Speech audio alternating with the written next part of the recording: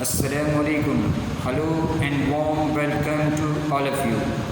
Dear students, today I am here with the part 8 of history chapter number 1, the rise of nationalism in Europe. In the previous lecture, we had discussed the Italian revolutionary Giuseppe Mazzini. Now today we are going to discuss the age of revolution, the period between 1830 to 1848 is known as age of revolution in European continent, because in this duration conservative system try to consolidate their power. They try to hold firmly over most part of the Europe. At the same time, liberalism and nationalism associated with revolution in many parts of Europe, such as in Italian and German state, in provinces of Ottoman Empire, in Ireland and in Poland. These revolutions were led by liberal nationalists belonging to the educated middle class, among whom were professors, school teachers, clerks and members of new commercial class. These educated middle class group of people, they provided leadership to this revolutionary activity. One such example took place in France in July 1830.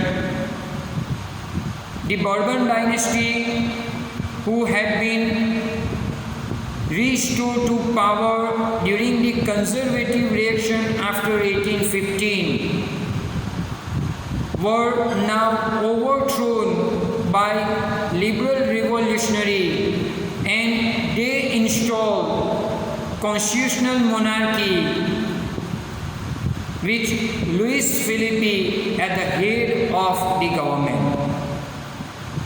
In July 1830, liberal-minded revolutionary of France, they had overthrown the Bourbon dynasty, which was reinstalled after 1815, and they established constitutional monarchy under the leadership of Louis Philippe in France. Duke Metternich remarked the event of France with the sentence, "When France sneezes, the rest of the Europe catches cold." It means that when something happened to the France,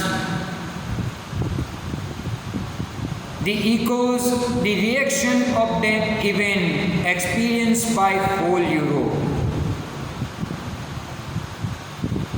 The July Revolution also encouraged the people of Belgium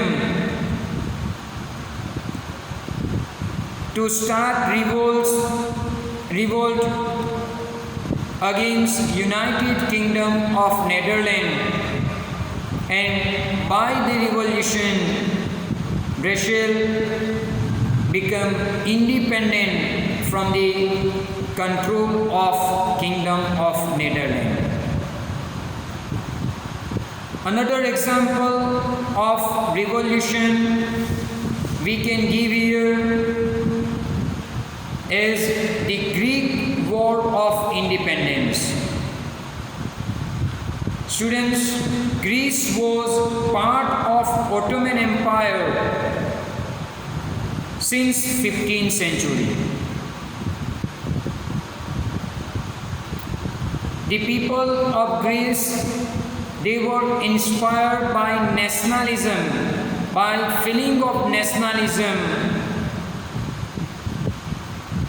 and the people of Greece started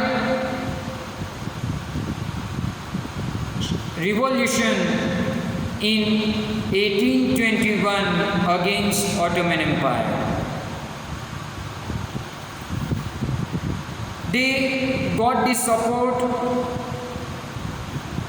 from the other Greeks who were living in exile, and even they got the support from many Western European because they had sympathies for ancient Greek culture.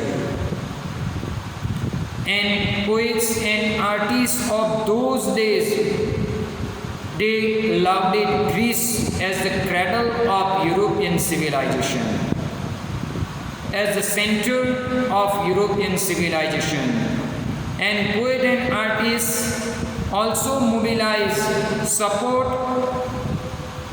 for their struggle of independence against Muslim Empire, against Ottoman Empire.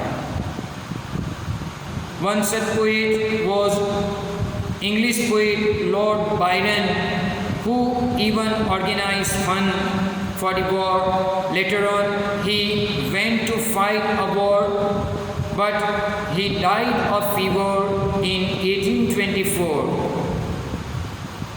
So this was the example of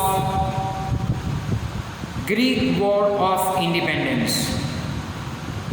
Finally, in 1832, Treaty of Constantinople was signed between Greece and Ottoman Empire, and in the year 1832, Greece became an independent nation from the clutch of Ottoman Empire. With this, I would like to conclude my today's lecture. Thank you very much. Allah Hafiz.